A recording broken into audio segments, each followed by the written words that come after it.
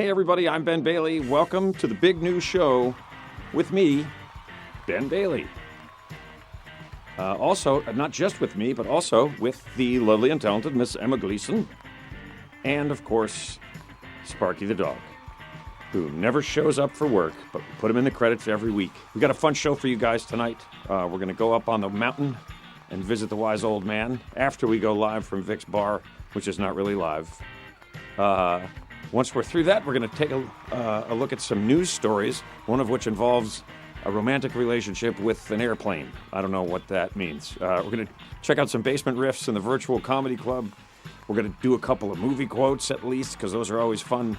We're going to take some questions from viewers about what I think of NFTs, what inspired me to do comedy, and what Emma and I like to rock out to. We're going to do Sunday, Sunday, Sunday, and we're going to have a heck of a time because it's the big new show, episode 10. Here we go.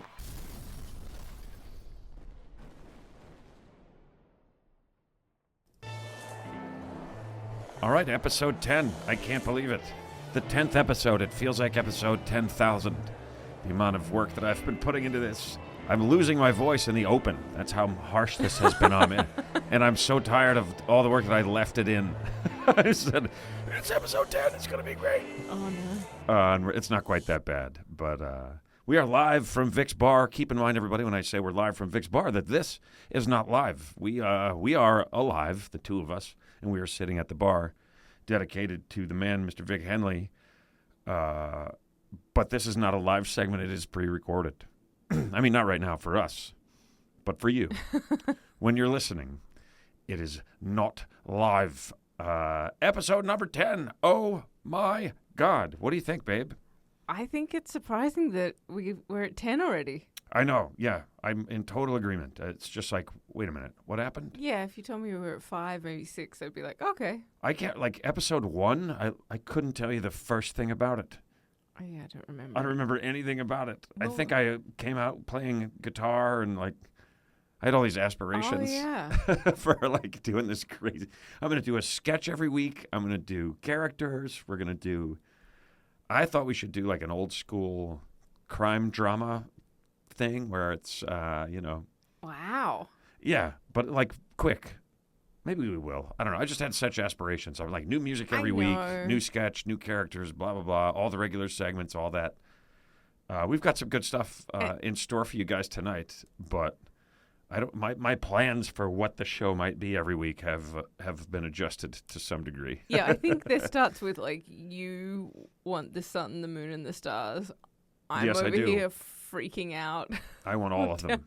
Going, I want the sun and the moon and stars. Going, oh my God, there's too much. How are we going to fit all that in? And Emma's like, we can't do that. And I'm like, and trying not to yeah, we could do that. shit sure. on your plans. Yeah, totally. Because you don't want to kill my enthusiasm. And I'm like, let's start a TV network, basically. And you're like, how will we do that? I'm like, what do you mean? We'll just do it. That's how we'll do it. It's a pretty accurate. Yeah. I'm like, here's what we'll do. We'll build a dome around our house of glass. It'll keep out the noise and the pollution. We'll start a new society. And she's like, but how? I'm like, what do you mean how? We'll just do it. Here's something we can actually do that we're going to do, and that is tonight's first Cash Cab Drive-By.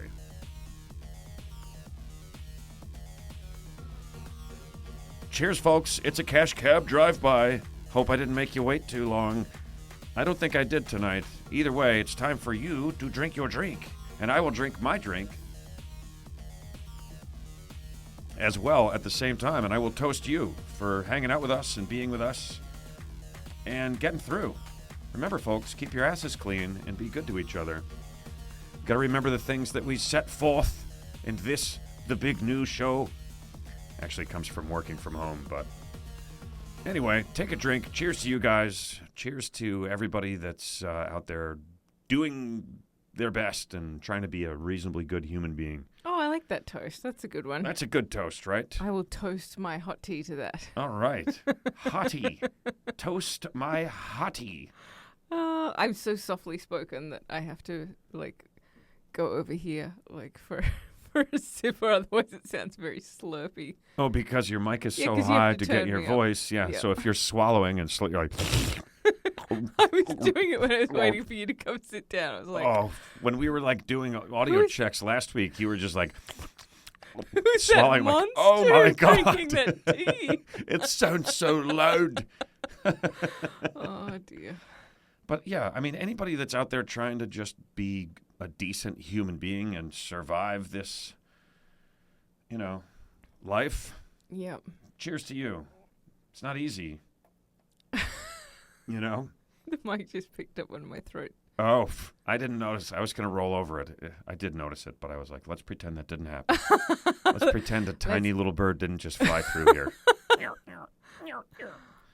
That reminds me of the what we call the Mert bird. The Mert bird. Yeah, I was on this golf outing in Atlantic City, and on the first tee, there's all these groups of golfers teeing off, and they're all part of our group, right? Foursomes teeing off, and like 35, 40 guys are part of the trip. And there's a branch, a low-hanging branch right above where we're teeing off, and there's a bird sitting in it.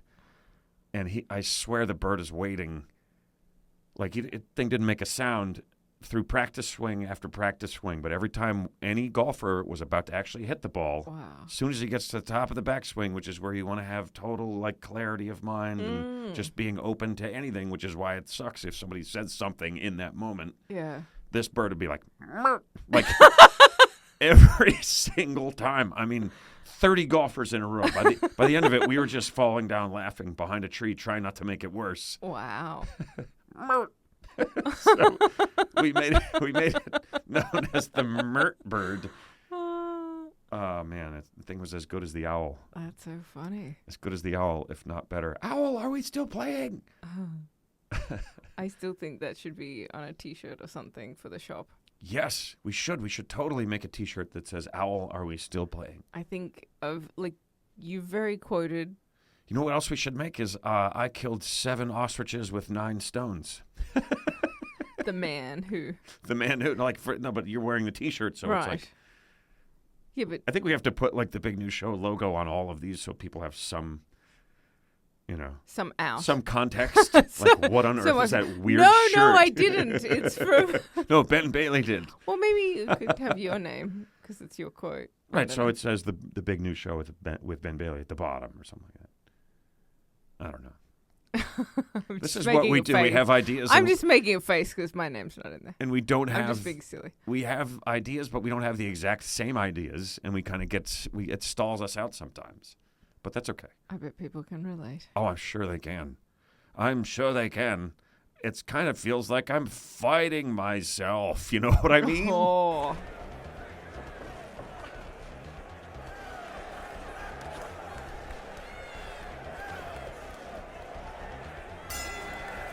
Don't fight yourself, Ben Bailey. Stop hitting yourself, you dummy. Put your hands down and talk it over, you two. Quit fighting. What are you fighting about anyway? My goal is to just get in that good a shape again. I did abs all day before I made this video. Nice. I'm just kidding. I did 1,000 crunches. I was in so much pain. Just trying to look ripped for yous. For all of yous. Yeah, so this segment is, the whole idea here is don't fight yourself. If you feel like you're pushing against yourself or sabotaging yourself in one way or another, try to remember this video of me beating the crap out of myself. And try to remember how stupid it is. You don't want to do that. You don't need to do that. Stop fighting yourself. Or just be nice to yourself. Just be nice to yourself. That's hard. I think it's like all day, every day. You got to remind yourself. Yeah, keep that in mind. Yeah, I think you're right. It is hard. Just reset every habit you ever have. Right. So, stop beating yourself up. Let the past go. Do the best you can. And you're just a mammal. That's a big, tall list. That's too many. Too many things. You're just a mammal on a rock. You need water and food and a place to poop. And sleep, and that's all you really, really need. You don't have to get caught up in all this stuff. I feel like growing up here in America, I feel like we grow up, or now have grown up, and probably elsewhere largely too at this point, with this idea in our heads of what our life is supposed to look like, right? Thanks to commercials and advertising. You know, it's like, it doesn't have to be all that. Not everybody has to be a movie star. Yeah. Just me. But honestly, you know what I mean? Like, everyone's a star kind of mentality is like, it's just a little bit too much. It's like setting the bar somewhere. And it's also like trying to get to a place in the future that doesn't exist. Right? I try to stay in the moment. I don't always succeed. I often get ahead of myself, and then it makes me miserable because I'm trying to exist in a time that does not yet exist. So it's vague and it's not real. So it's like, what am I doing? I'm trying to put myself into this place that's not real, so I feel a little lost. If I just live in the moment right now with what I've got around me, and then I can breathe. Yeah. And I think that's huge. So yes, definitely. So don't fight yourself. Don't try to be somewhere other than you are, and hopefully you'll be all right. That's what I'm hoping for us, anyway. On that note, I think maybe we'll take a viewer question. What do you think? Yeah, that's what I was gonna say. All right, cool.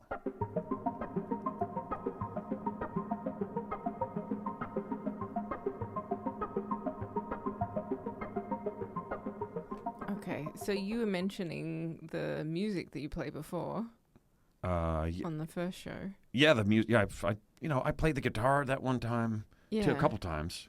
Yeah, and I played the drums. I really wanted to incorporate music into the show, and I'm still gonna. But it's like, it's just a lot to do, and it's hard to get everything done. Just like, doing this and getting it edited and getting it out has been a lot. Yeah, but that process is streamlining, and I think I'm going to be able to be putting music back into the show and some of the other stuff that I've wanted to do again soon. I sure hope so, anyway. Cool. Well, Red was asking, what music do you guys jam out with? Right. Now, what music? This is Red. Thanks for the question, Red. We read your question, and now we're going to answer it.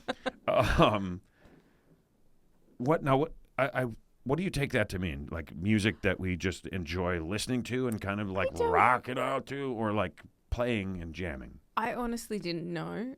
I don't think... Well, that's not helpful. I'm just kidding.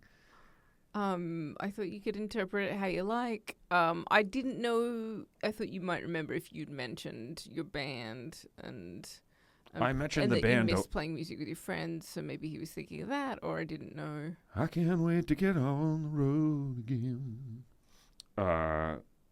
That's a line. Music with my friends is from On the Road Again. Making music with my friends. These are the things that he loves. It's a great song. That's an underrated. Well, I guess it was a huge hit. I never thought it was amazing, and then in the last couple of years I heard it, and I was like, that's really a great song. But yeah, I mentioned the band. If anybody wants to check out my band, it's called From This World, and the album is called Variations on a Dream. Check it out; it's fun. It's a little dark, probably a little darker than you might think, coming from a comedian. But remember, we are tortured souls. We comedians. That's what someone said to me right after I started doing stand-up, and it was like super exciting. Like I found what I'm gonna do, Yeah. And this guy a couple years older than me that I went through high school with, though, I told him, we were playing soccer. I told him, and he goes, oh, you know what they say about comedians? And I'm like, no.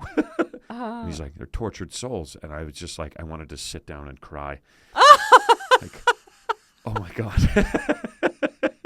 You're so right. You have no idea what you just said. And how far into it were you at that point? Like a month. Like I had done it like twice. But I knew that it was me and it was for me, and that's what I was always going to do after that. So. Well, that kind of leads into Red's next question, so we could come back to the first one after. Well, let's come back to that one. Okay. So yeah, the band is called From This World, and some of the stuff is a little darker than you might expect for coming from a comedian, which is true for a lot of my writing, scripts and different stuff. Yeah. I wrote a movie script and shared it with people, and they were like, "That's not a comedy at all." Like, yeah, no, it sure isn't. Yeah. I didn't tell you it was a comedy. You just thought it was because So some people are like 10 pages in, and like, where are the laughs? There are no laughs. I think when people, comedians write for themselves or put themselves in roles, they go with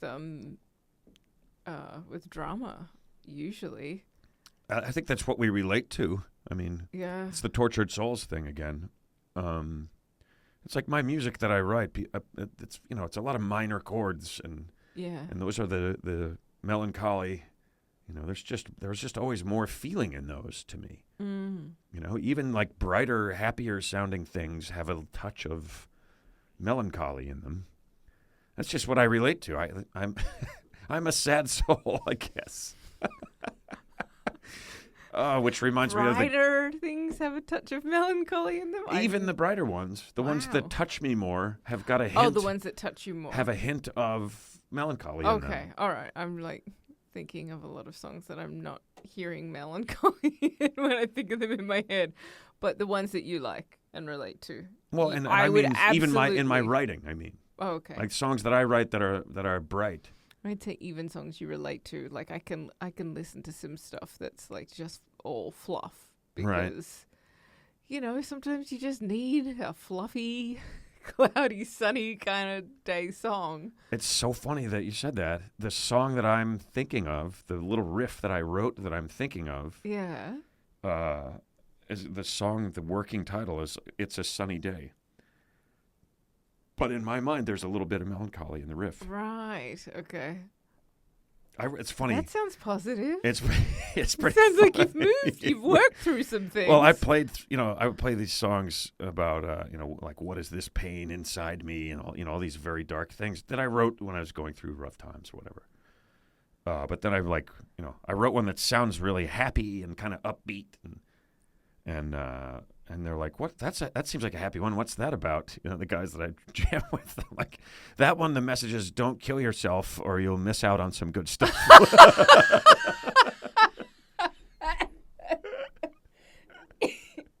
Like, oh. Oh my God. All right. So, do you have any others? Skip to the next. Skip to the end. We've done that one so many times, movie quotes, but I'm playing it anyway. And they're just they're supposed to be organic. Well, they are. I think they always are. I think they are too. I think they are too. It's a movie quote, folks. Name the actor, the movie, and the character. That one, if you don't know that one, and you're a regular watcher, I'm starting to wonder about you. Or maybe you just never saw the movie. That doesn't help. Very hard to get a movie quote from a movie you never saw. It's true. But I'll bet I could do it. I made you spit up your beer with that one. I'll bet I can think of a movie quote from a movie that I haven't seen. Not right now, because I'm doing 100 other things. But. Yeah, I'm sure you could. But getting one from a movie that you haven't seen is pretty tough. Yeah, just to pull one out, it's impossible. No, I'm not talking about you. I'm talking about guessing one. The general populace. Right, but what I'm saying is I think I know. It's not all about you, Ben. No, yes, it is. It's the big new show with Ben Bailey. It is literally all about me. All right, and you. That's just a joke, sort of a thing that I like to use on people that can't seem to give up the attention at a live stand-up performance. This isn't about you; it's about me. Yeah. I will find your parents and force them to pay attention to you. Like you need attention. You had a rough childhood. You need attention later in life. So do I. But I've put in the work. So this is mine, not yours. But so here's where I was headed with that. What kind of music do we jam out to? Mm-hmm. Anything that strikes me, that like if here's how I play. If you're talking about the music that I create, I sit down and I play the guitar until I look for a little something that I like. Oh, here's a little something that has some feeling to it, and it's kind of fun, and yeah.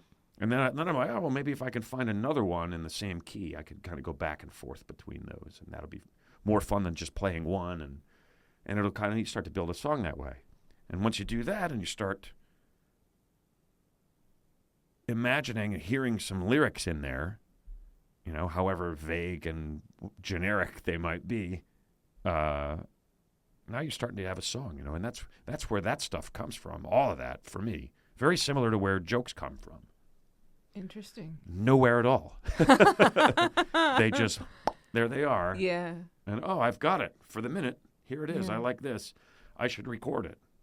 I do that. I have hundreds of those things recorded. Maybe we should start playing those pre-recorded ones on the show. Yeah. As little tidbits or something. I don't know. But, so what kind of music do I like to jam out to as far as creating music?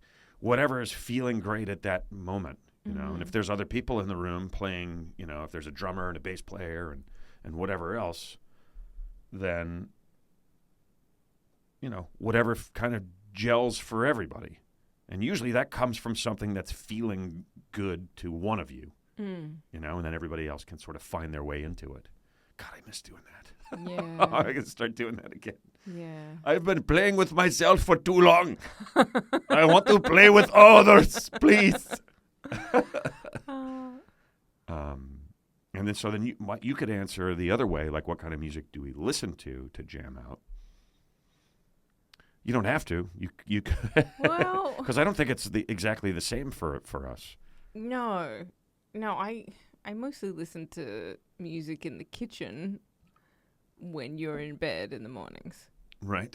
and I don't always listen to music because I get stuff.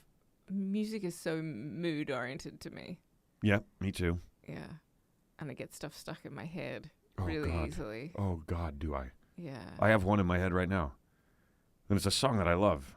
Yeah. It's my new favorite song, actually. Yeah. Yeah, I've had it in my head for days. What is it? It's called "Give the Mule What He Wants" by Queens of the Oh. Stone Age. Yeah, which you discovered recently, right? Yeah. It's still. I heard it like it's in my mixes now.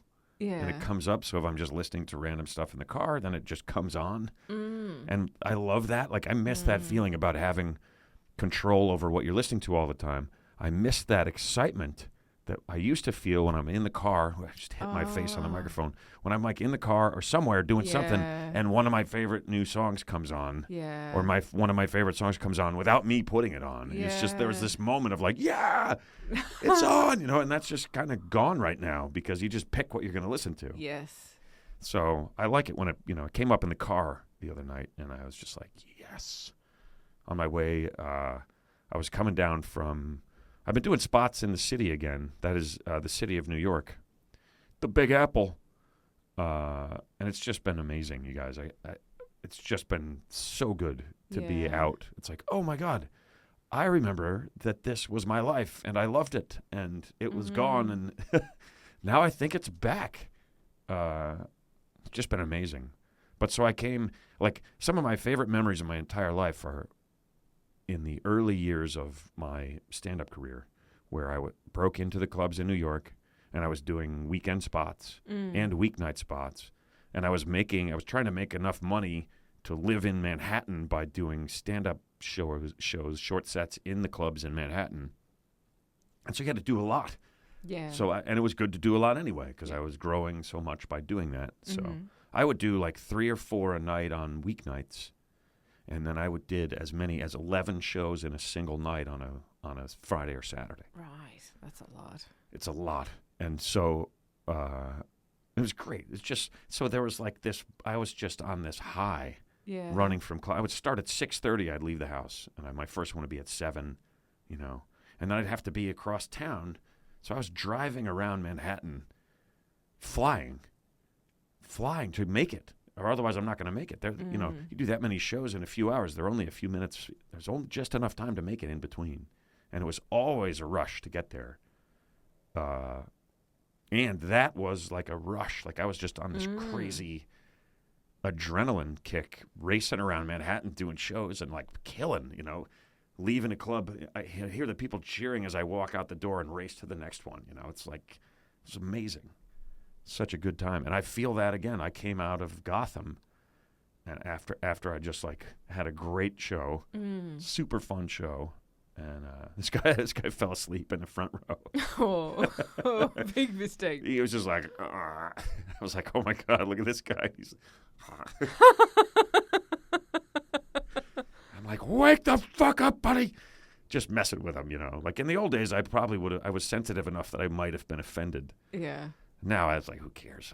It's not about them. This is about me. Plus, also, what's going on with him is not about you. It has nothing to do with me. He's just overtired, the guy. So but I gave him a little bit of a hard time, and then I was like, it's okay, buddy. Don't worry about it. I go, you're tired. You worked hard all day. You're exhausted, right? You work hard, don't you? And he goes, I don't work at all. I go, well then, fuck you, man.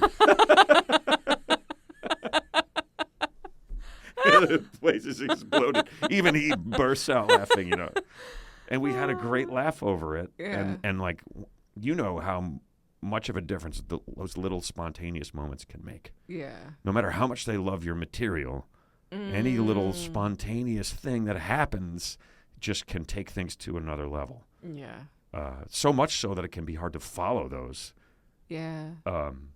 But yeah, so it just was a great time, and I walked out of there on a high, and down the street, and I jumped in the car, and as soon as I came around the corner, heading down 7th Avenue, here comes Give the Mule What He Wants.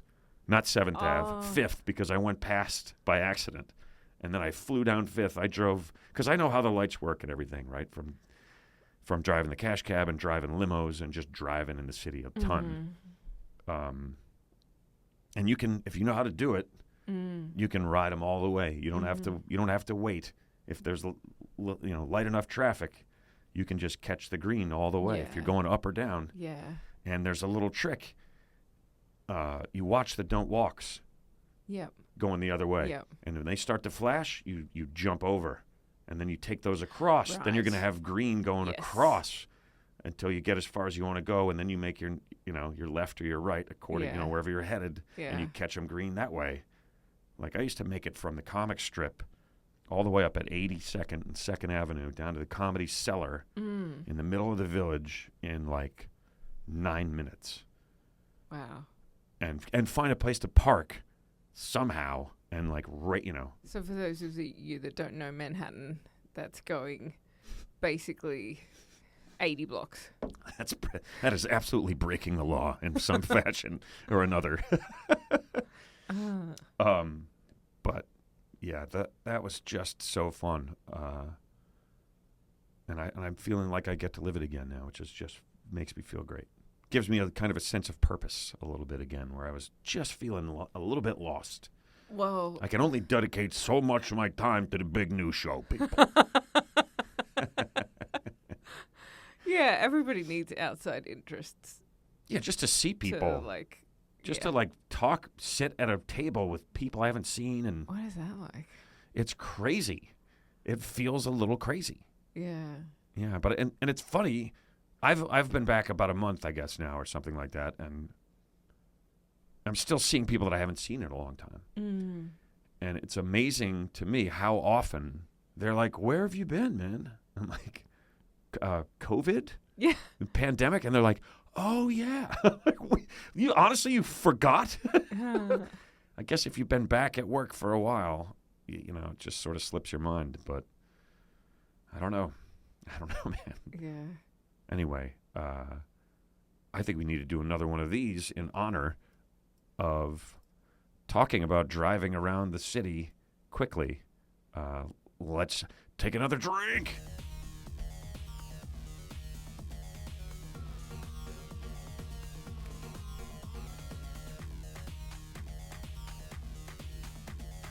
It's a cash cab drive-by, folks. That means grab your beverage and take a sip. Put your drink to your mouth and pour some in and swallow. Because you deserve it. You work hard, maybe. Or maybe you're like that guy in the crowd who doesn't work hard. But you still deserve to have a drink. Doesn't need to be alcohol. Could be water. Could be Gatorade. Tea. Coffee. Juice. A juice of some sort. Beer. Wine. Whiskey. Water. Whatever you have, I hope you're enjoying it. Cheers, folks. Cheers. This is The Big New Show, episode number 10.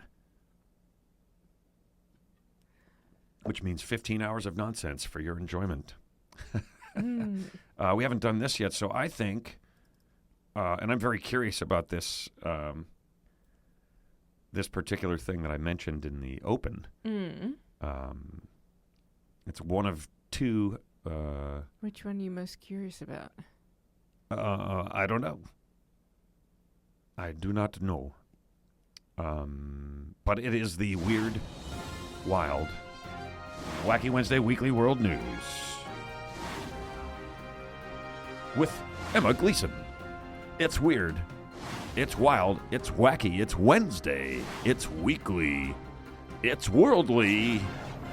It's Emma's Weird, Wild, Wacky Wednesday Weekly World News.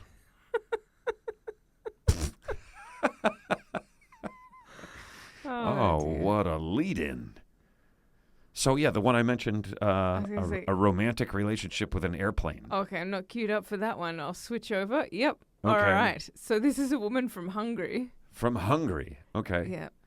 And she's found love for the first time.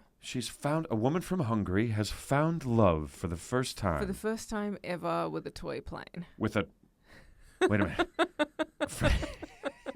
Wait, for the first time ever with a toy plane, or for the first time ever with a toy plane? Like, was she in love with a dude at one point, but this is her first time being in love with a toy airplane? That's what I want to know. She's in love with it. She was in a relationship. It ended. Right. And then she bought herself a big model airplane online. Okay. Here, let's bring up a picture. We got a picture here. For $1,010 in January. $1,000? Yeah. Well, no wonder she's in love with it. She spent a family fortune on the damn thing. She calls him... Lufty? Oh, not far off. Luftfrancs. Yeah. And it's a, oh my God, this is freaking me out just looking at this picture. How she's staring lovingly at Luftfrancs. It has a name. And that thing cost $1,000? Yeah, yeah. Wait a minute. What country is she? She's in Hungary. 1,000. She's from Budapest. I think it's Budapest. What a dick. I'm such an asshole. Don't you hate that? I'm sorry. I'm pretty sure it's pronounced Budapest. Oh, really? Know-it-all douche face. All right. So she's in Hungary. I'm just wondering if there's a currency differential here. $1,000 is American dollars. This is translated into American dollars. Okay. Yeah. All right. So it's $1,010 US. Yes. Okay. Sorry, I'll let you tell the story. I always have so many questions. You cannot hold your questions. I can't. You never can. We talk about it between shows. I'm like, I'll let you finish, and then I'll ask, and then you start. I'm like, wait. It's hard to keep my train of thought going. I keep umming and ahhing, sounding like an idiot. And then you're like, you don't. No, you don't. No, I can't. Okay. They know you have to put up with me. They put up with you too, I guess. Yeah. Okay. They even seem to enjoy it. All right. So it's not, it's not that she loves flying a toy plane or loves the toy plane. She's in love with this plane. She's called him Luftfrancs. Luftfrancs. And she says, I don't know why I love him. I just love him. Okay, that's not a him. No, it's a. What's it made of? Do you have information about that? There's another one that looks similar that was said it was made of fiberglass. This one. Oh, there's now more pictures. She's like really snuggling up with him. Yeah, yeah. She looks so happy. And then the other one, it's like she really thinks that she and some attractive man are posing for a photo. Well, like, here we are. Aren't we a hot couple? Yeah. Me and Franks. Yeah. Holy cowza. And it's How? It's a full-on romantic relationship. Wait, what do you mean? They share a bed. Okay. She starts and ends every day by giving him a kiss. She says he's beautiful and her soulmate. He's the first thing she sees in the morning and the last thing before she goes to bed, and she wouldn't want to have it any other way. Oh, yes, you would. Here's my question. First of all, before the question, holy shit. There's a woman who has a relationship with a toy airplane, and she sleeps with it.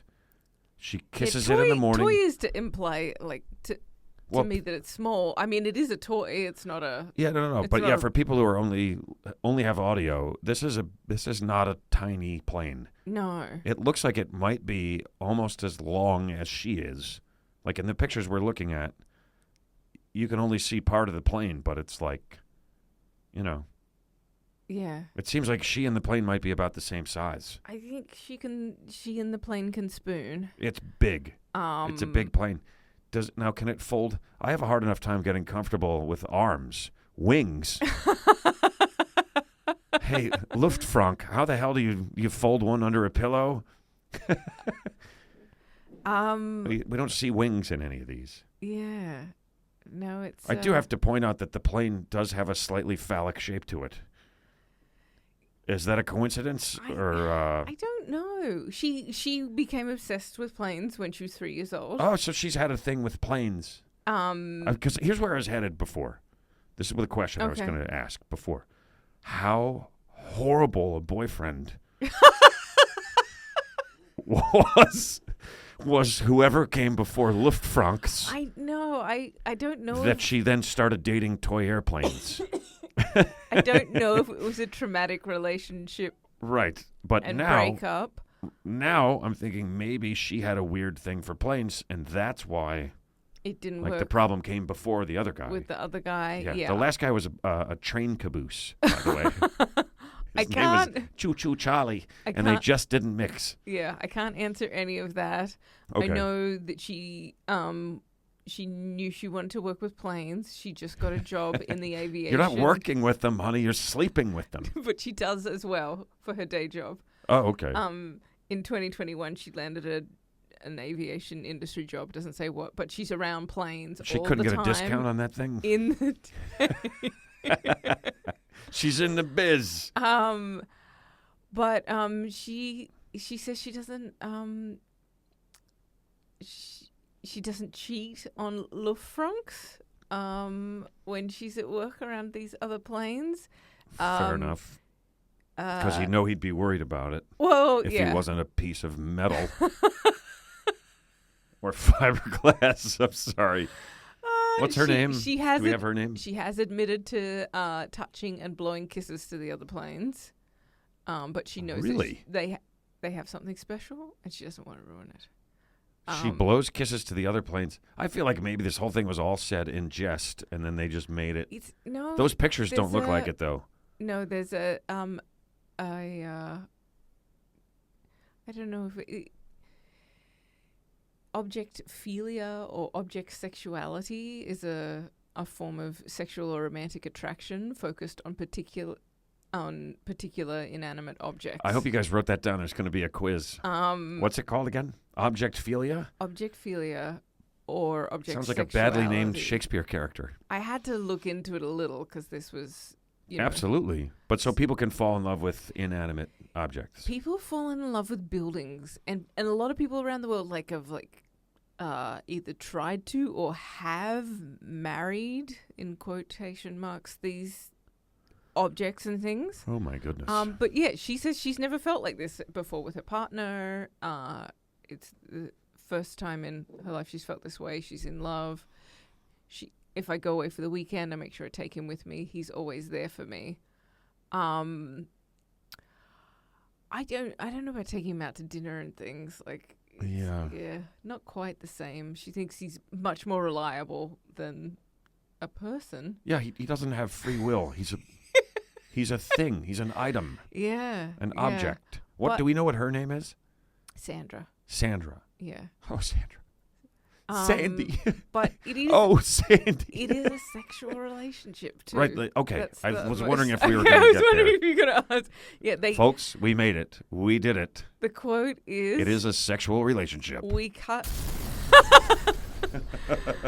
You might have wanted to wait for this. We cuddle and kiss throughout the night and have sex. We cuddle and kiss throughout the night. And have sex. And have sex. There we go. I get to do everything with him. Oh, my goodness. Yeah, so... No, you don't. Sandra, there's more. There is more that you're missing out on. Yeah, so I was looking for... I was like, okay, I need to find the best photos for lower this. landing gear. to send to you. Wait, you have more? And... No, I came across another woman who's had a 5-year relationship. This one's harder to understand, with a Boeing 737-800. Oh, yeah, that's much harder to understand. Who could fall in love with one of those model planes? Because, well, at least this woman, she had... No. This is a plane. Like a real... giant... A real actual Boeing plane. Yeah, not a model. Not a model of a Lufthansa plane. Yeah, Lufthansa, I love you. So... oh, my God. Yeah. This woman's had a relationship with the plane. How so? What's... She says she's been in a relationship for 5 years with the love of her life.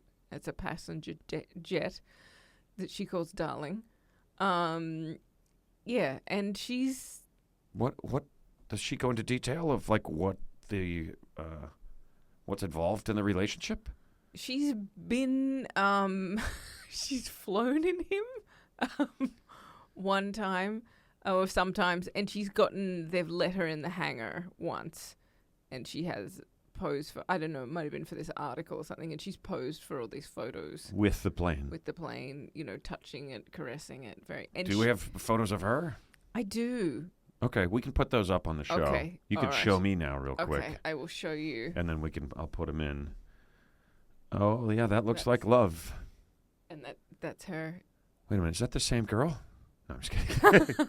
Different haircut. But wow, she's in love. Now, does she work in the industry as well? This is similar. She built herself a model of him. Wait, this is the other girl. This is a woman from Germany. These planes look like penises, babe. These women. Oh, maybe they haven't heard of that there's shops that you can go to and. Wait, what shops? What are you talking about? I'll send them an email. I don't know what you're speaking of, baby. Wow, that's crazy. I feel badly. I don't want to just make fun of these women, but I also feel like they are missing out on some real stuff. Yeah, I don't want to call it a condition. This woman who has researched this has said that she thinks that it might be a sexual orientation. She's interviewed people. She's a clinical sexologist. And does that mean we're going to need another pronoun? I Probably not. No, I don't think it would be necessary. So it's just a thing that people like. And apparently half of the people that identified themselves from this group as having this OS, object sexuality, or whatever that they call it. I think we should call it abject object sexuality, just because it sounds better. Half of them are on the autism spectrum, and then she said some of them were not diagnosed, but Okay, I was actually going to say, but had traits. any of these people have other conditions or things? Yeah. So not that you're an expert on this stuff, but that is helpful to know. Yeah. So and maybe, as I said before, I don't want to make fun of these people. No. And hey, whatever gives you comfort, as I said before. Right. You're an animal that lives on a rock. Yeah. I mean, how do you get through the day and the night? If it's cuddling up to, or even a little more than cuddling up to, a toy airplane that makes it okay for you to exist, go for it. I mean, it's not hurting anybody. Exactly, and that's what a lot of them say. I'm not hurting anyone. This makes me feel happy. Yeah, maybe they could do like a double date. Where's the other woman? They both have toy plane boyfriends. Yeah, Germany and Turkey. They're not that far away. No, I know. It's not the time to really be moving around over there, though. But they could meet up and bring their planes. Yep. They maybe there's a woman who it be interesting, married the Eiffel Tower. They could meet up with her. Would it be interesting if one of them, or if they were like, you know what, she seems weird. I don't think I want to meet up with her. But it's funny. It's like at first you're like, oh my god, this is crazy. Like I can't relate at all. But then I remembered, like I watched when you watched Castaway. Right. And Wilson! Oh my God. Like, Wilson! I would never think that I could be emotional over Oh, right. Yeah, when we loses Wilson. Spoiler alert, a little bit late. someone losing a volleyball, but like, oh my God, it made me so emotional. I was like, it's a fucking volleyball. No, I'm just kidding. Well, at least he had a face. He had a little face and On like his- some kind of hair sort of looking stuff. Yeah, and most people... And he was a companion. He needed a companion. Yes. People need companions. Yes, and people often can, as children, have stuffed animal companions and stuff, so... Totally. Yeah. Yeah. And we have pets. I mean, it's not...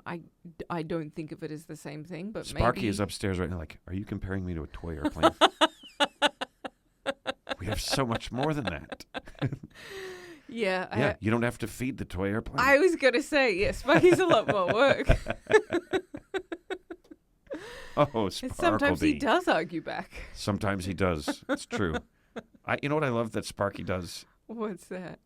When he's like whining or begging or generally hanging around being a little bit annoying. Mm-hmm. And I just go, oh, will you stop it? And he marches off to the rug in the other room and he just goes.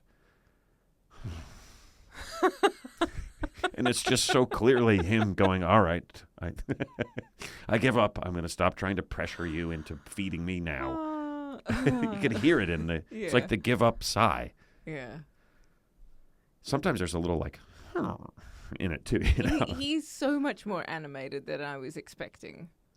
He is, man. Before we got a dog. Sparkleby, he just makes us laugh all the time. He does. And actually...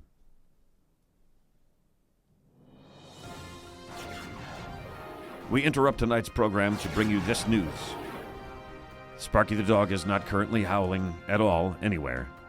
He is instead sound asleep in the shape of a donut somewhere in the home.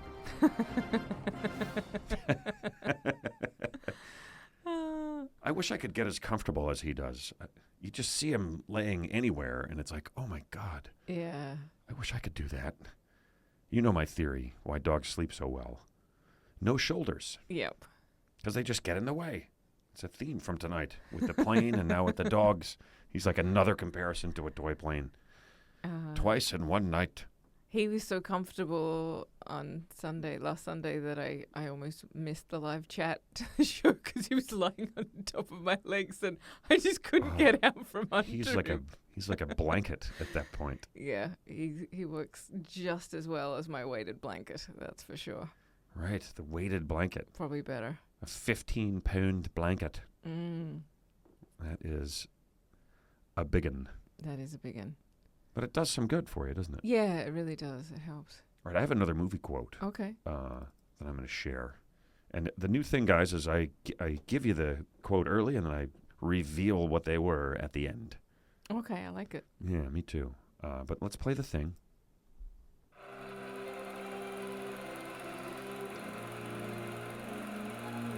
You hear the sound of the projector, and that music implies that it's time for a movie quote. The second one of tonight's show, which means I should mark down the time that I just did that. Cool. Thereabouts, because I got to go back and find it later. So here's the quote. Okay. Ah, the strawberries. Now that's where I had them. Huh. It's a tough one. I feel like some of the people that are a little older that are watching might have a better shot at that one. Interesting. I don't know that one. Nope. It's a movie I had never heard of until it was on one afternoon when I was in college. Mm. And my college roommate, Mr. Special Ed Looney, whose real name was Sean Rooney, saw that movie and goes, oh, it's this. I love this movie. And I was like, what? What is this? And he's not as really a movie guy as much as I was. He's a big sports fan and stuff. But so it was a movie I hadn't heard of. And we watched it. It was really good. Nice. So that's one of two movie quotes for tonight. Did we get to all the questions of viewers? I think we have another one of those, don't we? Yeah, no, we were sort of halfway through. What music do you guys jam out with? I guess I think we covered that enough, right? I think we covered that one enough. But, yeah. So let's take another viewer question.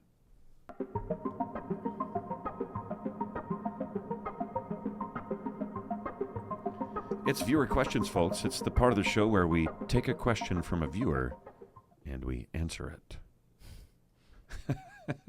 So you have another one lined up? Okay, yeah. Don Galler asked, what does Ben think about NFTs? Don or Dawn? Don, D-O-N. D-O-N. You said like both of the words that I said at the same time somehow. I was like, Don or Dawn? And you were like, Dawn. That was both of them, but it's a dude. Don? Don. What do I think of Dawn. NFTs? Oh, wait, it's... What? I said that was so Don, not Dawn. Right. Different pronunciations of the same words. All right, so it's Don. No, I mean, you say things slightly differently. Oh. You have an accent. Oh, we're saying... You say Dawn. We have different pronunciations of the same word. You say Dawn, D-A-W-N, differently than I do. How do you say it? Don. Don. Which one? And I would say, because I lived in Jersey since I was like 10, I would say Dawn. No, I wouldn't. I would say Dawn. Dawn. Dawn. Dothraki. Dothraki. Oh, nice. I feel like any Game of Thrones reference deserves one of these. The Dothraki horde. Meanwhile, this is probably not even his name because it's just a screen name. Right. But Don, he's saying, what do I think of NFTs? Yes. Well, don't get me started. I think what everybody thinks. They are obviously tokens, and they are non-fungible. Of the non-fungible variety. Yeah, they can't be funged. Right. You can't funge them. Try it. Go ahead, try to funge this token. It's an NFT. Non-fungible. I don't know, but I know that my manager, a fella by the name of Jonathan Branstein, he kind of talks like this, was like, I think you should, Ben, I got to tell you, what do you know about NFTs? This is months ago. And I was like, NFTs? I go, I don't know. What is that? He's like, you know what? I'm not sure exactly what it stands for. So I looked it up and I read about them. So I do actually know a little bit about the NFTs. Basically, it's an image. It's a digital image of sorts. I believe it could have a visible aspect as well as an audible aspect. And you just claim it as yours. So that, it's almost like you're creating your own cryptocurrency coin in a way. But it's just a picture or a picture with a little bit of sound, if I understand correctly. And then every time anyone uses that for anything, you get paid a royalty. Right. So maybe it's a GIF, maybe it's just a picture, who knows, man? I mean, honestly, Don, when I... How could you forget his name? Honestly, Don. Ron. When I first heard about the NFTs, I was like, this is the dumbest thing I've ever heard of. Yeah. They made up a word, fungible. Oh, nice. I'm sorry. I mean, that laugh literally got caught in your throat. Old COVID rattle in there. I've been doing breathing exercises to increase my Sorry to laugh. capacity today, and strange. I know I really made you laugh when you hit that Muttley wheezing level of laughter. Yeah, you've been making me laugh to the point of coughing and rasping a lot today. Sorry about that. Turning me into an old lady. Or a detective dog in a trench coat. Yeah, him. I think non-fungible tokens are, as I said, tokens that are non-fungible, cannot be funged, and if they become like worth something, then great. Like, what do you have to lose? Yeah, and who cares? True. I mean, it's the same as it seemed crazy to me, like a digital thing that's not ever a real thing that you can hold in your hand, having some kind of value as an object.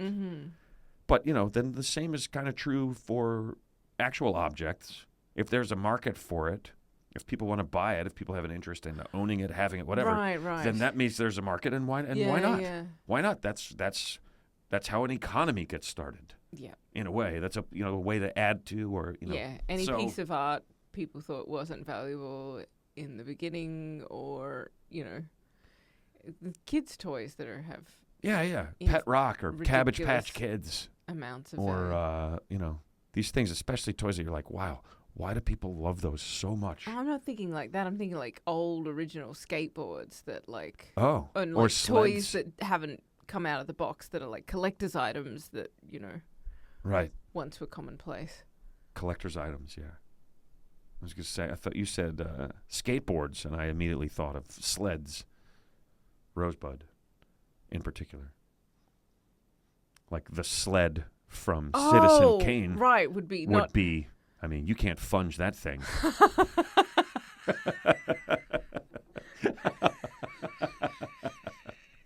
It says right on it, no funging.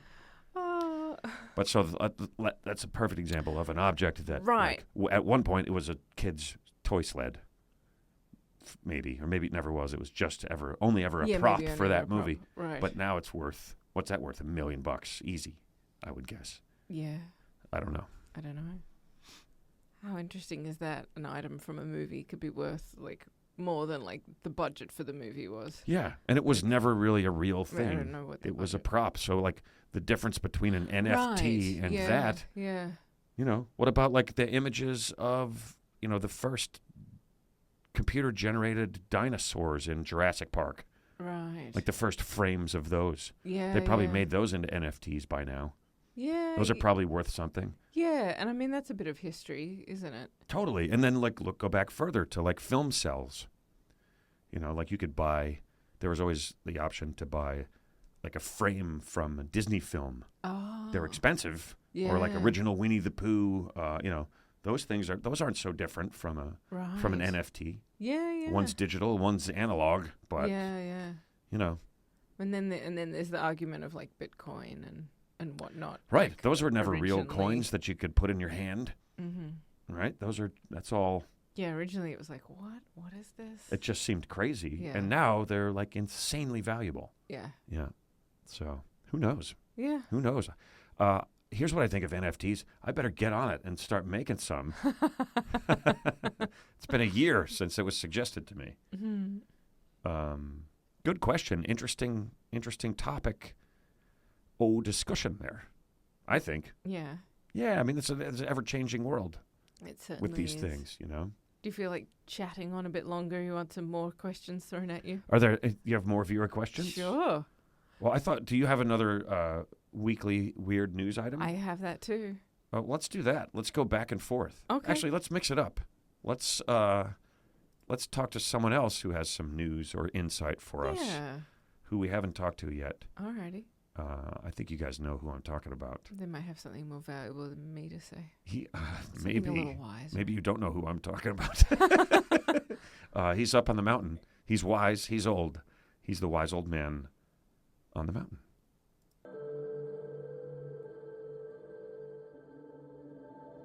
Okay, here's a cool thing that you could do, right? You go to a hotel, like a nice hotel, like a fancy place, like one of the real nice ones, you know what I mean? You don't have to be staying there. The whole point is that you're not staying there, but they think maybe you are, right? So here's what you do. I used to do this all the time when I lived in the city. I would pick a nice hotel. This is my particular favorite. It had a pool on the roof. So I would go and I would buy a newspaper, if maybe I would just grab it, you know what I mean? I put on a nice watch that I got from somebody who was walking by, didn't need it, they didn't know what time it was, and they didn't need to. So I made it my own, you know what I'm saying? I could get things. That's one thing I was always able to do, is get stuff. So I could get a watch, I could get a newspaper. That's all you need. Now I walk into a lobby of a hotel. I got a paper under my arm. I'm wearing a nice watch. You know what I mean? Nobody's thinking anything except who's this guy with the nice watch and the newspaper that's clearly staying at the hotel. He's obviously a guest at a hotel. So I would come through there. I get in the elevator. I go right up to the roof. You know what I mean? Yeah, I'm staying here. I'm just going to the roof. I'm going to sit by the pool. I'm going to read the paper with my nice watch. Maybe I'll go for a swim. You know what I mean? And how do they know? They don't know. There's like 300 rooms. They don't know. So I would just go there and I would swim and maybe I'd get a free coffee and read the newspaper. I never really read the paper. I never learned how to read. But man, I could get you some stuff If you guys want some help getting stuff for free, you ask me that, okay? I'll see you later. Oh, the poor wise old man. What a secret to reveal. I'm feeling really badly for him now. It's so funny. I know it's you, but I'm feeling badly What? laughing at What do this you mean? old guy. Like, What do you mean it's me? I don't know that guy. oh my God.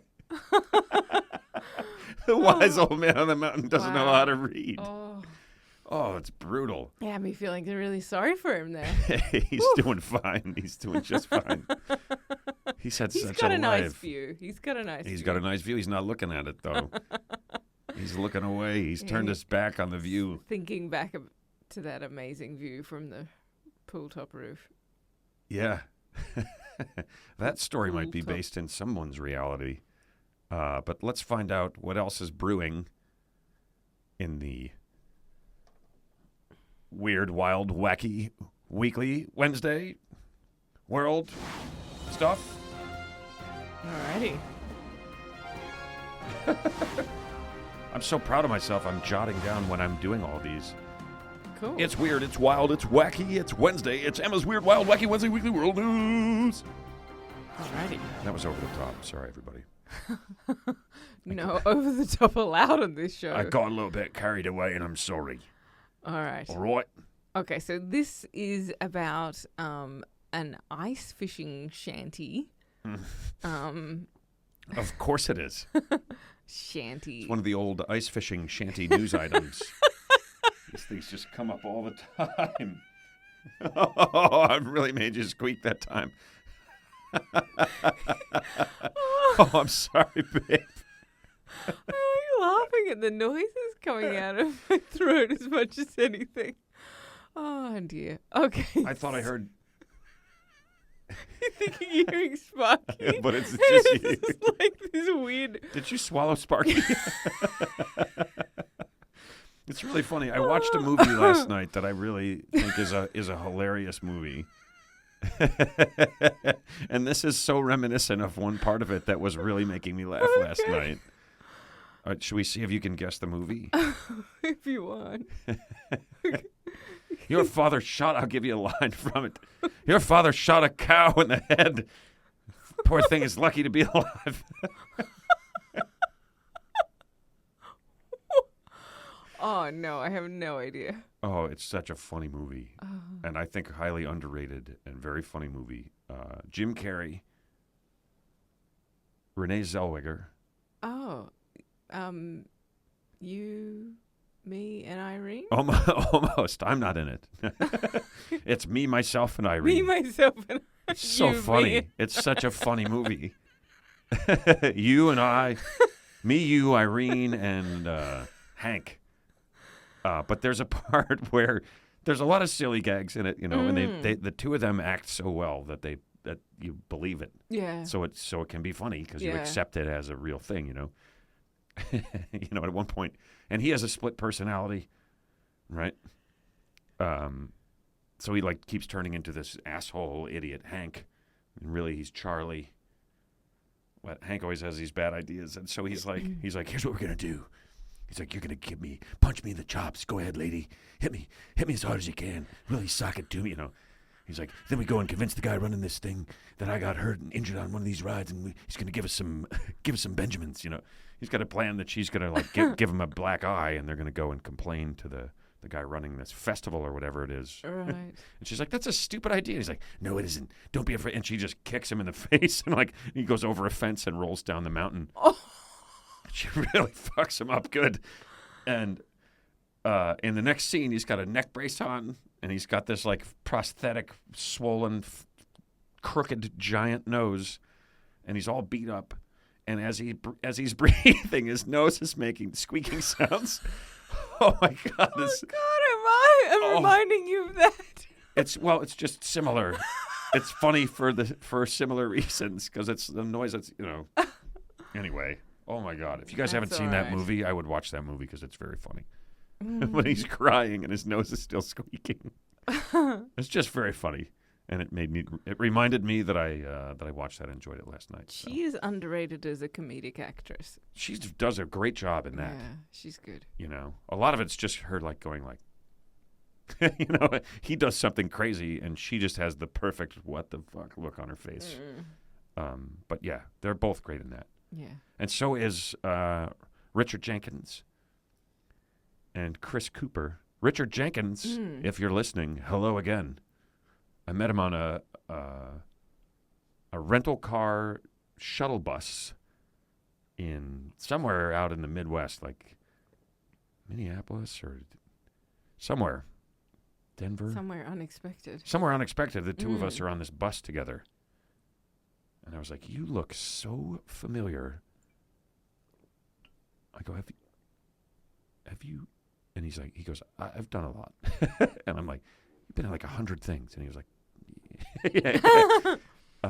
He was very nice. And then like a few months later, and I think I might have told this story on working from home, I am at a hotel in New York. And there he is. We're on the elevator together. Huh. I'm like, oh my God, you again. And he's looking at me like, you again. The guy from the shuttle bus. You know, like what the hell? But he's very good in it too. And so is Chris Cooper and the kid that plays Whitey. It's a very funny movie. But wow, I'm rambling now. And I'm looking at a picture of what must be an ice fishing shanty, you called it. I feel like there needs to be an ice fishing shanty song in here.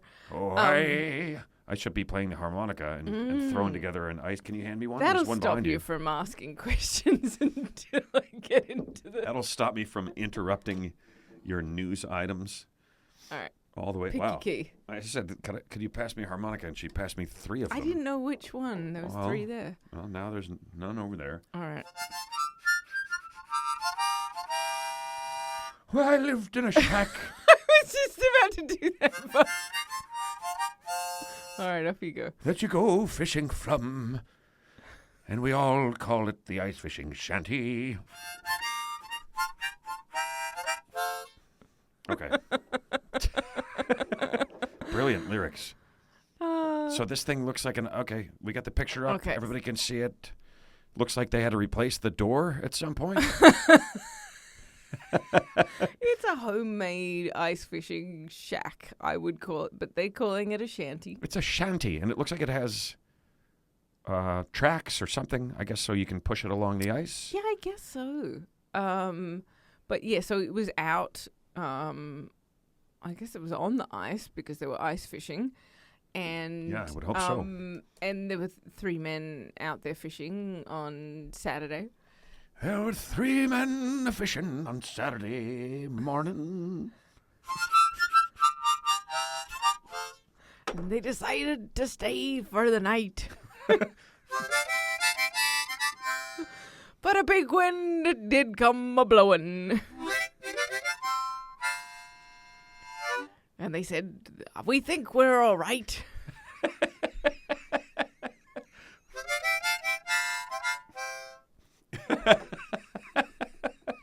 Well done, babe. That was terrifical. I played one of them was the wrong key. It was the key of...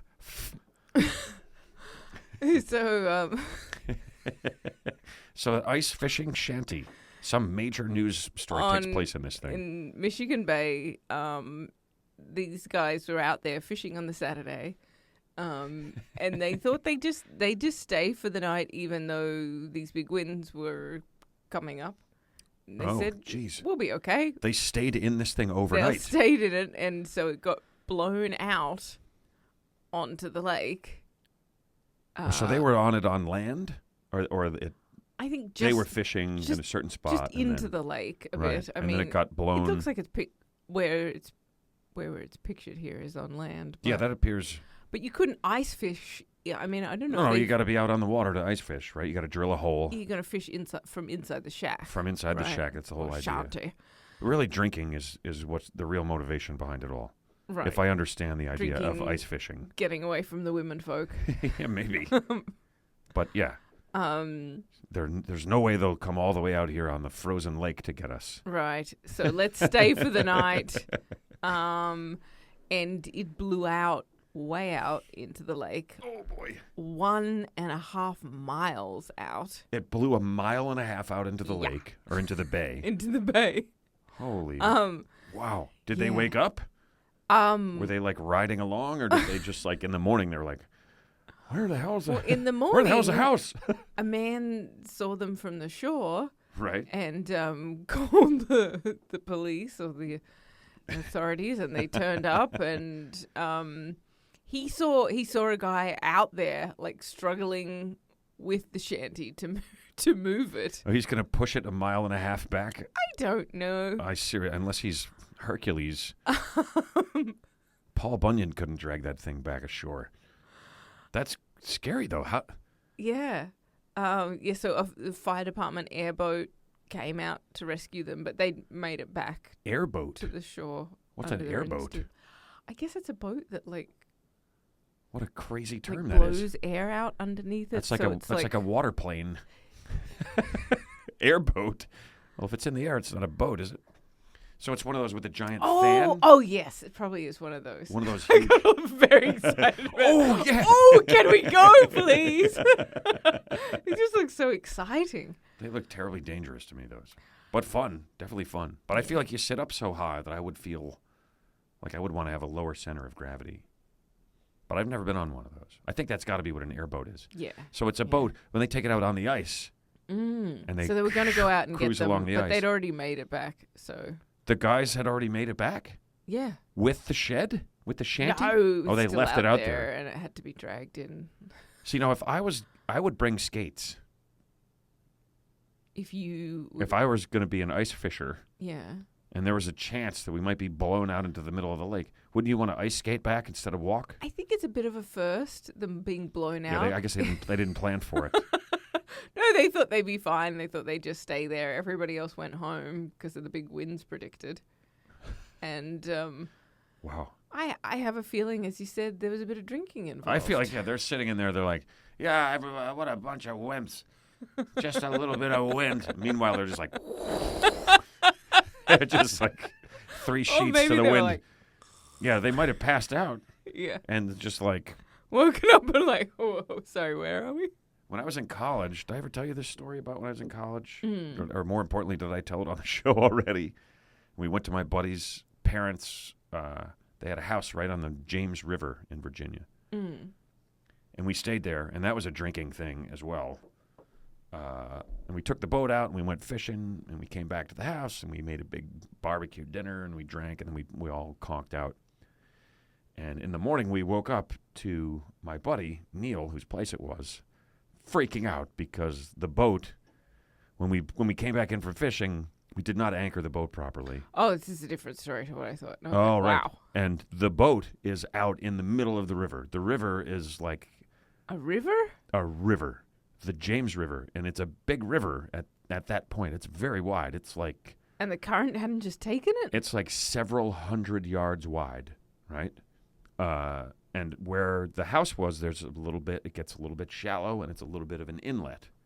So it slowly got caught in these kind of eddies pulling it out, and it hadn't made it to the middle where the main channel was, and most of the current might be deeper.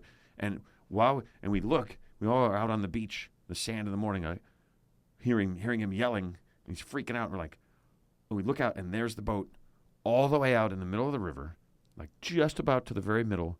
And then we look upstream, and here comes a giant barge flying, like coming very fast. And we're just like, our mouths went dry, like we're about to watch his parents' $100,000 boat just get rammed, and it's going to blow up, and we're going to leave. We're all going to leave. Oh my God.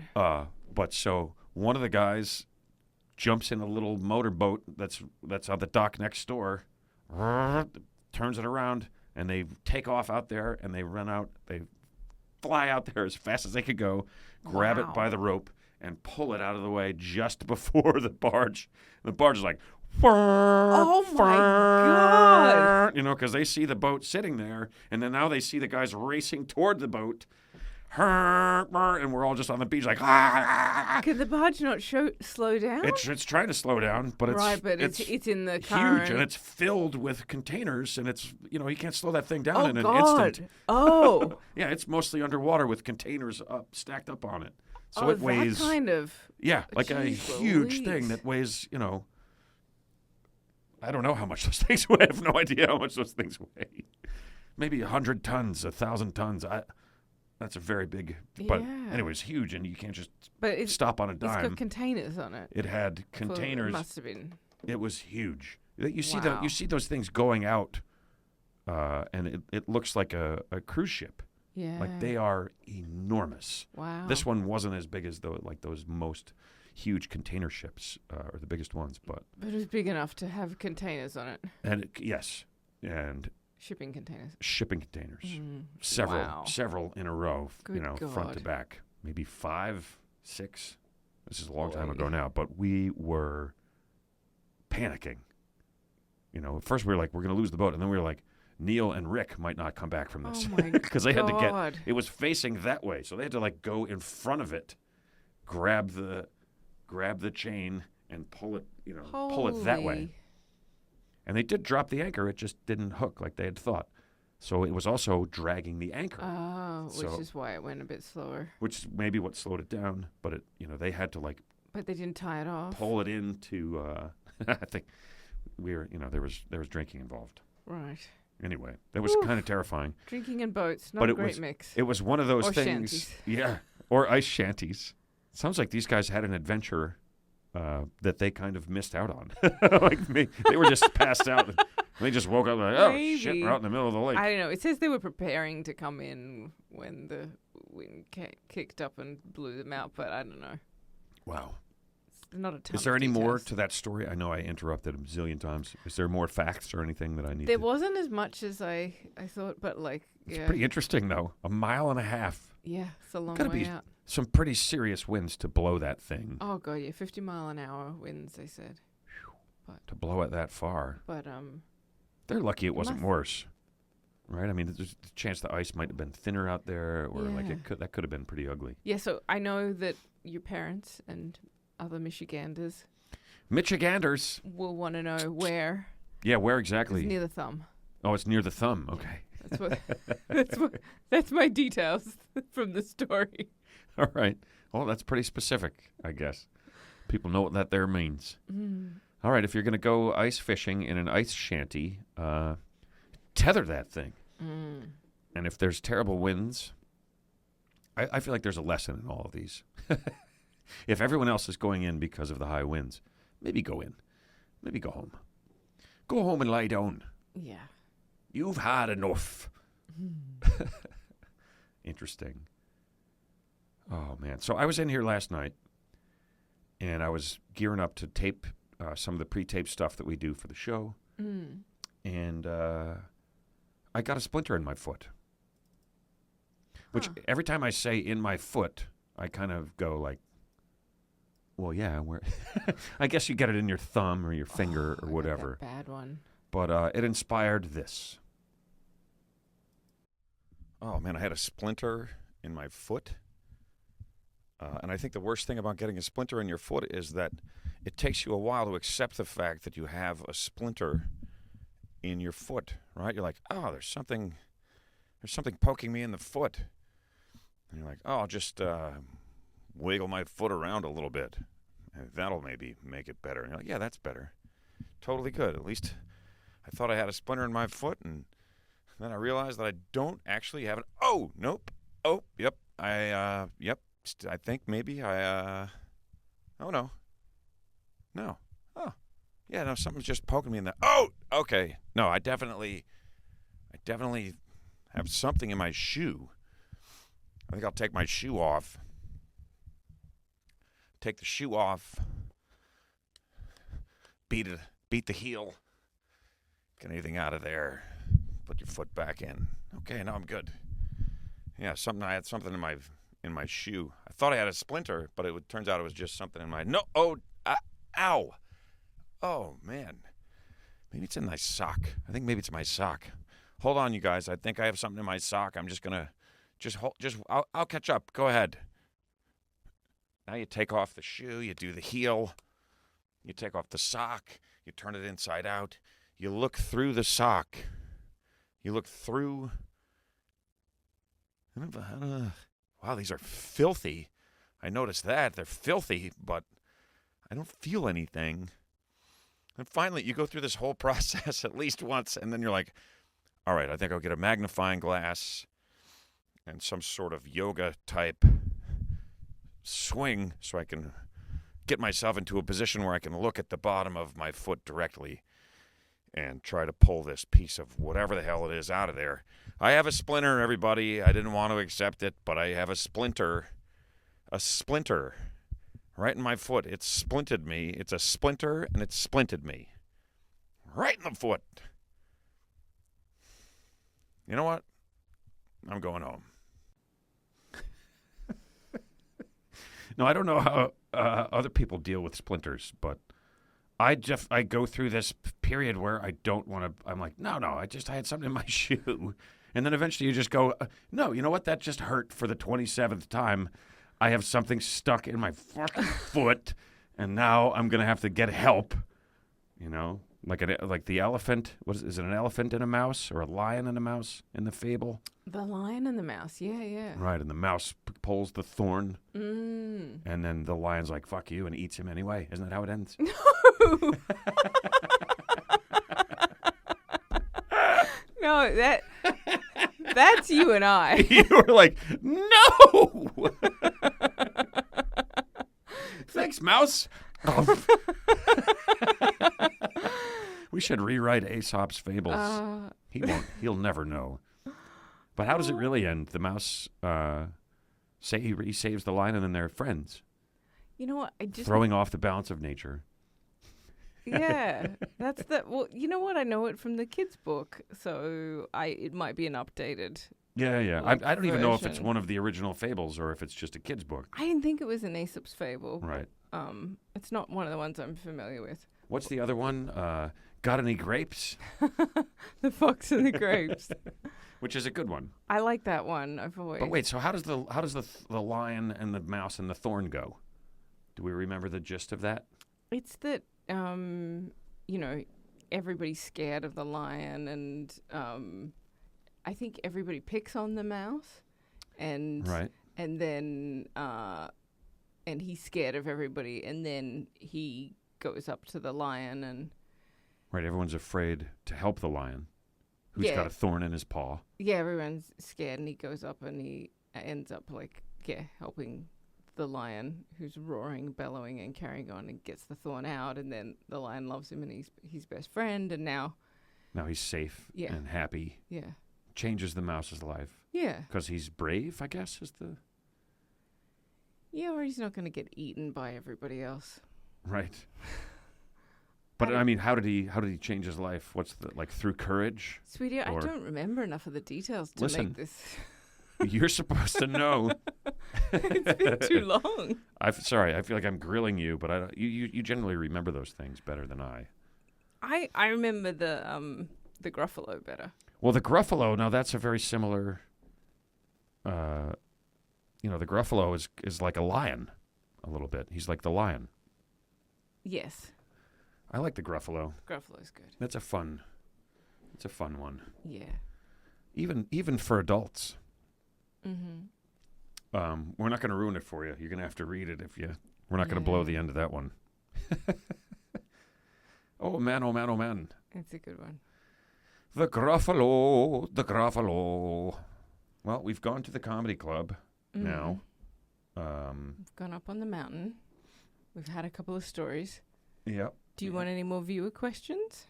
We were gonna go back to those. Yeah, we could do another one if you have another one. Okay. Con asked this one. He says, "What does Ben think about BLTs?"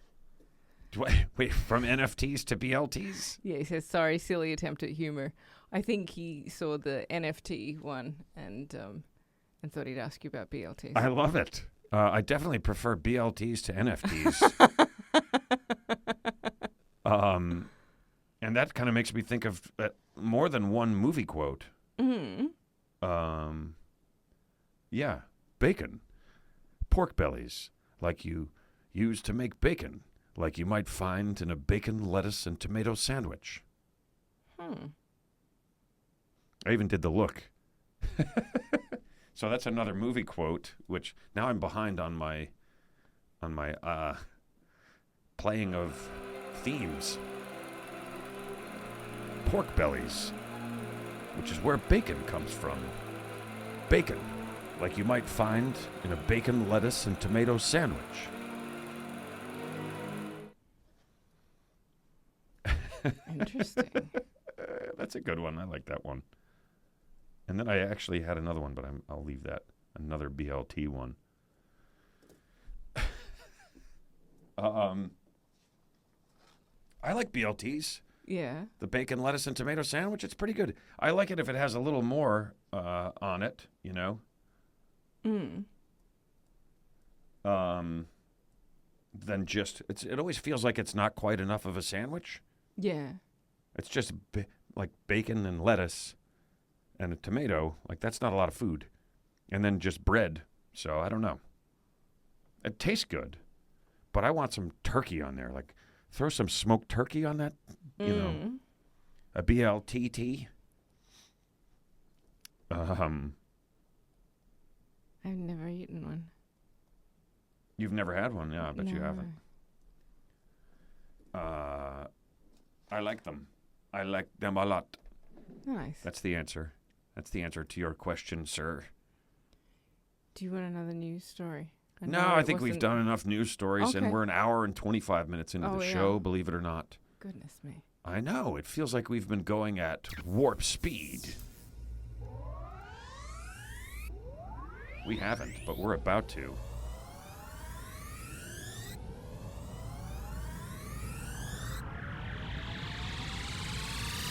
Look out, people.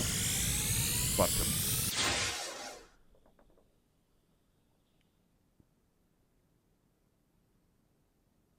That's my favorite part of the end where we're just floating.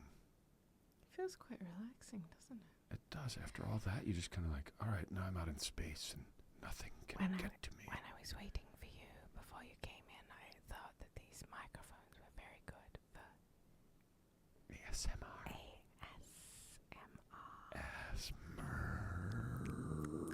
They are so good. We've accidentally been doing it. Yeah, it was when I I love these when mics, I heard myself drinking my tea and it making so much noise. I was like, okay, well, these mics are fantastical. are the ASMR. But they don't miss a thing. Shiznit. Shizniznit. I wish I had a thing I could play for that. What I do have is what is always our final segment, and here's the lead-in for it. It's time for Sunday, Sunday, Sunday, everybody. Oh, right.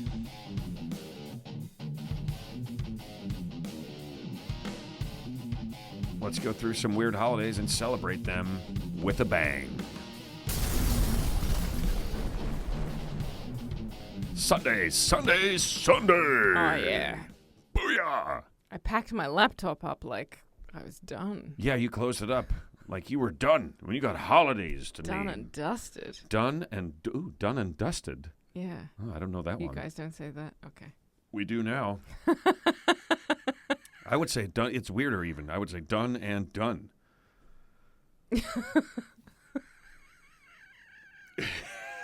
Muttley. It's the Muttley laugh. I'm going to steal some of that audio and play it back. You don't need to. It's just there constantly. No, I mean like if you're not here. Oh my God, this is going to be our biggest episode yet, just because of that noise. It's exactly the kind of thing. It's an Easter egg. There's a hidden Easter egg in it. Emma's Muttley laugh. Yep. Oh dear. All right, so we've got some weird holidays. What are they? We have National Smoke and Mirrors Day. Smoke and Mirrors Day, huh? Yep. Okay. And do we have any description of that? It's really weird. Some of these days on the national day calendar. Yes, they sure are. That's the whole segment is based on that very thought. I look at what's behind it, and a lot of what they say is we don't really know where this day comes from and what it's What's about. the history like? No idea. And I'm like, well, you guys put it on the calendar. Either celebrate it or don't. We don't know. We don't know what it's about. So basically what I was pulling from it is it's celebrating magic tricks. But magic tricks. Okay. And they're also throwing in a thing, I think that's just their own thing about, but also look at what's behind the smoke and mirrors, don't get fooled by things as well. Oh. So that's a very different take. I know, and I feel like pick one or the other. Well, I'm okay with it. I'm just saying. It's very different. But magic tricks have been around for a really long time. Oh, yeah? Archaeologists found an elementary cup and ball trick in an Egyptian tomb. You're kidding me. No. What's an elementary cup and bowl trick? Do we know? A cup and ball, I think it's cup and ball. Yeah. Okay. Yeah, I'm assuming it's like you put the cup over and then it like... Right, it's like 3-card Monty. Gets caught in there and you pick it up and... Right. And it's like... That's more like a hustle than a magic trick, but I could see how they would call it that. Yeah, what's the do? Yeah, when you can't find the ball, you're getting fucked. That's So, yeah. Ta-da! But Give me all the cash in your pocket. Yeah, and magic tricks, I think, sort of originally were more hustles. Priests used them in... I love that how you rolled into that. There were more hustles. Priests used to use them. Priests used them in Egypt. Right. Like, these priests go ways back. And then, priests used them with kings and stuff and, to sort of promote their authority and stuff. And then priests got pushed don't apart. have me executed. I'm magical. No, not that, but just to like sort of bolster the king's, power and show them off to. Oh, I see. To the thing, but not protecting themselves from being killed, but to elevate the king. Mm-hmm. And then the classic smoke and mirrors technique was used in the 1770s in Germany. It dates back to then. Oh, okay. What the classic smoke and mirrors? Yeah, which is using mirrors to manipulate things and some smoke to make it look as though things are levitating. Floating in air. Right, okay. Yeah, which I wasn't sure. Smoke and mirrors. It's such an expression, smoke and mirrors. I wasn't. You never know. I just always thought it was like two different things that were used in illusion, but I think the smoke helps disguise that the mirrors are there. Right. Yeah. Yeah, that makes sense. So there you go. Interesting. Smoke and Mirrors Day, everybody. Mm-hmm. Don't be fooled. But also, hooray for magic. Okay. Don't be fooled. And then celebrate with some turkey neck soup. Turkey neck soup? Turkey neck soup day. What? Well, it's just the face I give when you stun me with a holiday. Turkey neck soup day. Yes. Not turkey soup. No. Turkey neck. Turkey neck soup day.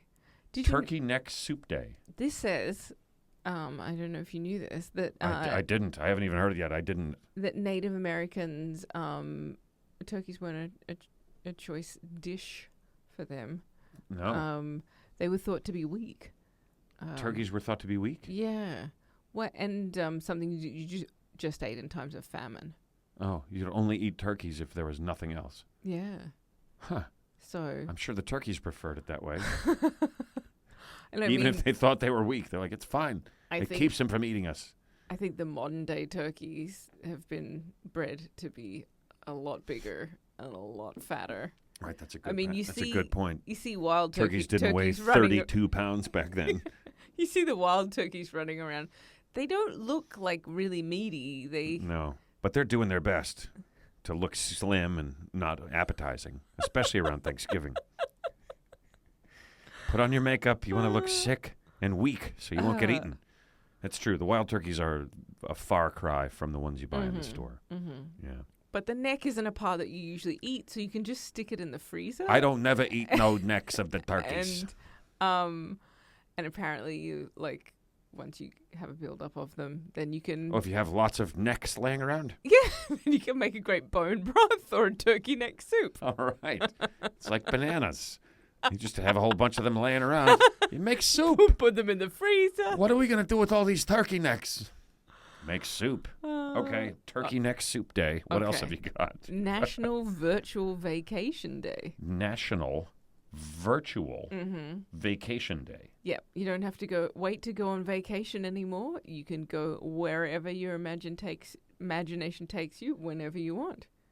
Wow. You don't have to wait to save up the money or take time off work or worry if about... you have like a VR headset or something. Yeah, they threw that in, but yeah. Don't have to worry about getting airsick or seasick. Wow, they are really selling it. Yeah. But you don't have to have a VR headset. There are also, they make it so much more amazing. I say, not ever having gone on a VR headset. You did for like a minute. No, not a vacation. But you put it on and you're like, wow, this is cool. It was just the open screen. I know. Never started. I know, but the open screen is pretty cool. Yeah. I mean, it's not a vacation. An imagination vacation. Yeah. But there are apps and like webcam tours and things, and you can go to some of all these places. And people say, it's a great way to check out somewhere and see if you want to actually go there and visit in person too. Right. You could cover a lot more places. Sure. I mean, that's pretty cool. We have the VR headset. I've done a bit of it. A bit of the, traveling around, checking places out. It's kind of cool. It's kind of cool. Yeah. It's especially cool at first, and then you sort of get used to it. But the games, like I'm kind of hooked on one of the games. Yeah. Yeah. It's like it's a shooting game. Yeah.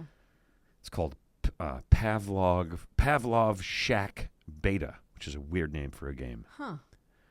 But yeah, you're a soldier and you have all these different weapons and you're fighting your way. Is it because it's a beta version?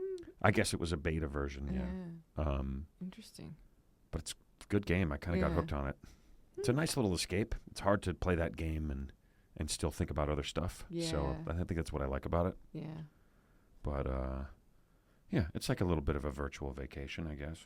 Nice. It's just, I'm fully armed and fighting for my life. It's not quite the same as visiting the pyramids in Giza or the Taj Mahal or...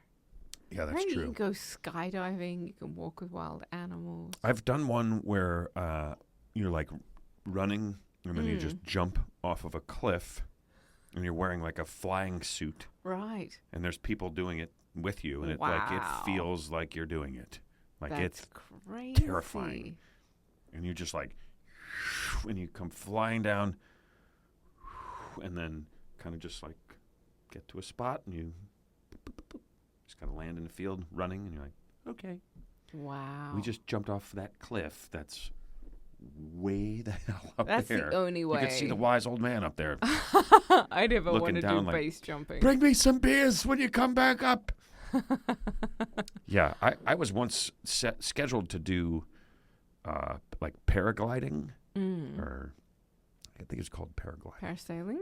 No, not on the ocean. Oh. Like off of a cliff. Oh, that's it's different than hang gliding. Oh, okay. But it's just because the mechanism that you're using is a little bit different. Okay. But I was like, I really want to do it, and the guy that was going to take me didn't show up, and I was like, oh, thank God. I was terrified. I probably would have made myself do it. Yeah. Just because I had hired, the guy didn't show up. Huh. So I took that as a sign. There you go. All right, so we've got... But I was just laughing because it says you can climb the highest mountains and you can climb huge mountains, and it made me laugh as you were going into that bit talking about the gliding because the guy who got stuck on the mountain last week and had to be rescued twice. Yeah, the double rescue. He should have just taken a VR trip. He should have just taken a VR trip. Yeah, would have been better for him. Would have been better for all those rescue people. Yeah, you know what? Maybe they were happy to have something to do. Maybe. You never know. Depends how busy they are, I guess. Yeah. All right, folks. We've got our holidays. That means it is time. I don't know why I use that accent.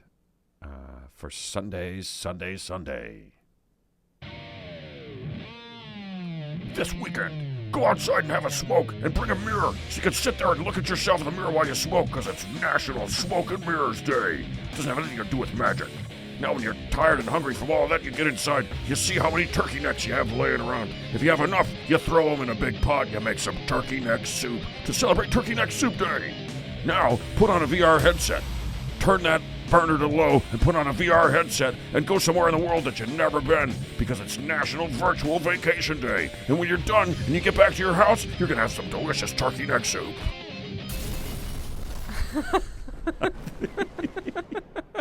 I feel like that one might be a little bit long, but, you know, I'm blowing it up anyway. Oh, man. That is pretty fun doing that. Yeah. I still do enjoy doing the Sundays, you guys. Nice. At what time did I blow it up? Well, we're pretty far in. Sorry.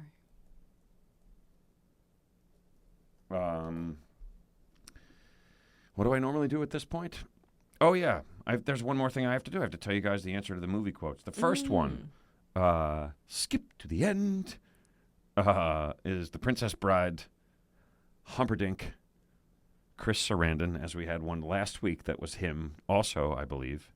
The next one, but the strawberries, that's where I had them, is from a movie called The Kane Mutiny.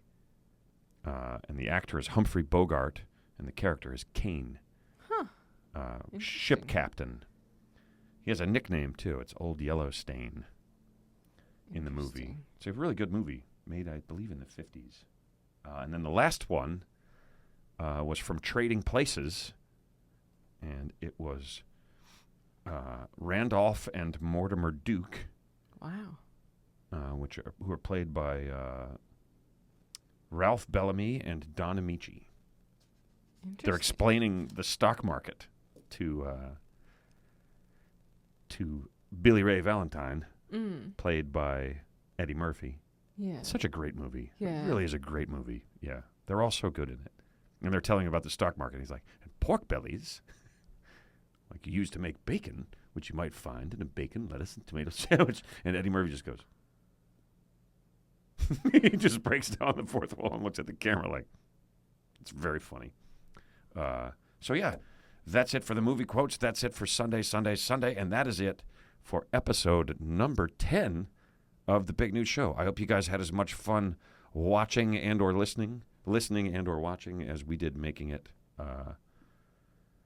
Subscribe, please subscribe, and share on YouTube. YouTube growth. Thank you for all the... Yes, thank you for those of you that have. Yeah. Which is a nicer way of putting it than telling you to do it. Do it now. If you'd like to reward us for our efforts, you can, of course, buy some things that you might have bought anyway, is a good way to look at it. Go to the Shopify store. You can go to the website. It's therealbenbailey.com. In the upper right-hand corner, there is a button that says Shopify Store. If you click on that, strangely enough, it will take you to the Shopify store. And on there, you can find all kinds of cool stuff that we have, which I'm trying to get to it right now. Oh, here we go. My website, by the way, you guys, is therealbenbailey.com. If you hadn't heard yet, I am out on the road again. I will be at the Spokane Comedy Club in Spokane, Washington, April 22nd and 23rd. Summit City Comedy Club in Fort Wayne, Indiana, May 6th and 7th. Zanies in downtown Chicago, May 18th through 20th. And then Rosemont, Illinois on the 21st of May. I'll be at the D.C. Comedy Loft in Washington, D.C., July 28th, 29th, and 30th. My man D.C. Benny will be joining me there. Nice. It's going to be good fun. Tacoma Comedy Club, Tacoma, Washington, August 12th and 13th. Ridley's Comedy Castle in Royal Oak, Michigan, November 11th and 12th. Skyline Comedy Club in Appleton, Wisconsin, December 2nd and 3rd. Please come out if you're anywhere near any of those. Come out and have a laugh, say hello. And going back up to the top of the page, you can go to the Shopify store. You click on that. You see we've got all kinds of good stuff on the Shopify Ben Bailey comedy page. We got Sparklebark hoodies, the Sparky zipper hoodie, notebooks, Big New Show T-shirts, all kinds of stuff, mostly stuff that you guys have asked for. Big New Show hoodies, a bottle opener. We just sold one of those the other day. The Big New Show button. We haven't sold one of those. I'm not sure we ever will. Who wears buttons Nobody wears anymore? buttons anymore. I don't know what you do with them anyway, but You pin them on your clothes. yeah. There's a person who has a jacket filled with buttons, Oh, yeah. and there's a space that they're saving just for this button. They don't know it yet. The Big News Show with Ben Bailey magnet, mouse pad, mugs like the ones that Emma and I both have here. We both have. Big News Show phone case, which, by the way, this thing is awesome, you guys. It's been a really good case. I've dropped my phone repeatedly, and it has not broken. That's No guarantees. There's stickers. There are tote bags. There are trucker hats. There's the big new mug, which is a mug like this one, but bigger. 15-ounce mug, because somebody said they wanted a big one. Beer cozies of 2 different sizes. Underwear, pint glasses, blankets. Your T-shirt killed my life. Yeah, right. Flip over for coolness, pillow, sham, sparkle bark, puzzle. All the good stuff, including the stuff that you guys have said that you want, like this giant vacuum-insulated tumbler. Good news is if you buy anything from the site, percentage of the proceeds go to Share Our Strength. And 1 pound of plastics will be pulled from the oceans and turned into something useful. So it's worthwhile, guys, if you want to do that. And if you don't, you don't. That's fine, too. You can also sign up to be a patron on the Patreon page, which is also Ben Bailey Comedy. Or you can just keep watching and listening and enjoying. That is it for episode number 10. I'm Ben Bailey. I'm Emma Gleeson. And this has been The Big New Show. We'll see you guys next week. We will not see you.